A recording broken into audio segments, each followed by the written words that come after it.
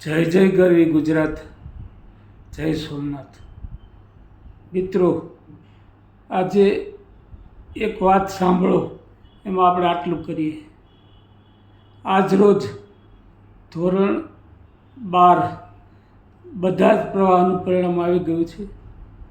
તો દરેક વિદ્યાર્થી મિત્રોને શુભકામના પાઠવું છું। અને મિત્રો, ધોરણ 12 પાસ થયા પછી તમે તમારી કારકિર્દી પસંદ કરી શકો છો। અને એના માટે આપણે પૂર્વ તૈયારી કરવી કે કયા વિભાગમાં આપણે એડમિશન લઈ અને આપણા જીવનની એક ભૂમિકા ઊભી કરીએ।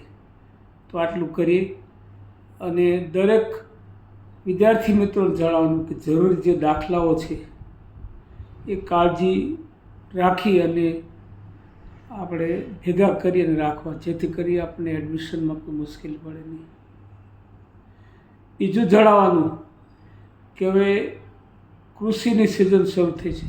કિસાન પરિવારને જણાવવાનું કે આપણે જે ધિરાણ લીધેલું છે એ નવા જૂનું ધિરાણ ઝડપથી ભરી દઈએ, જેથી કરી આપણને વ્યાજ પણ ન લાગે અને સારામાં સારો આપણને બેનિફિટ રહે। સમયસર ધિરાણ લેવા માટેની કાર્યવાહી પણ શરૂ કરવી અને જો નવું ધિરાણ મેળવવાનું હોય તો એના કાગળો તૈયાર કરવા। ખાસ મારે આ તકે યાદ કરવું છે કે અમારી રાજકોટ જિલ્લા સહકારી બેંક, એનો વહીવટ શ્રી જયેશભાઈ રાદડિયા અને એની ટીમ સંભાળે છે। બહુ ઉત્કૃષ્ટ સેવા રાજકોટ જિલ્લા સહકારી બેંક તરફથી કિસાન પરિવારોને મળે છે અને એનો મહત્તમ લાભ રાજકોટ જિલ્લાના દરેક કિસાન પરિવારો લે એવી મારી ખાસ નમ્ર અપીલ છે।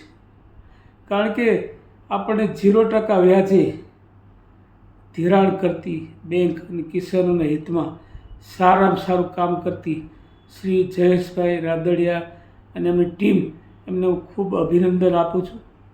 અને ખેડૂત પરિવાર માટે જેમની સતત લાગણી અને સંવેદના છે, જયેશભાઈનો પણ આભાર માનીએ છીએ।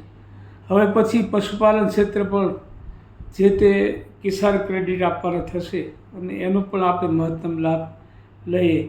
કૃષિ અને પશુપાલન બે સંલગ્ન જોડાયેલા છે, એટલે કૃષિ વિકાસ સાથે આપણે દૂધ ઉત્પાદન ક્ષેત્રે ક્રાંતિ માટે પણ આપણે પશુપાલન કરવું જોઈએ અને પશુપાલન પણ આપણા ખેડૂત હિતમાં છે અને પૂરક આવક ઊભી કરે છે।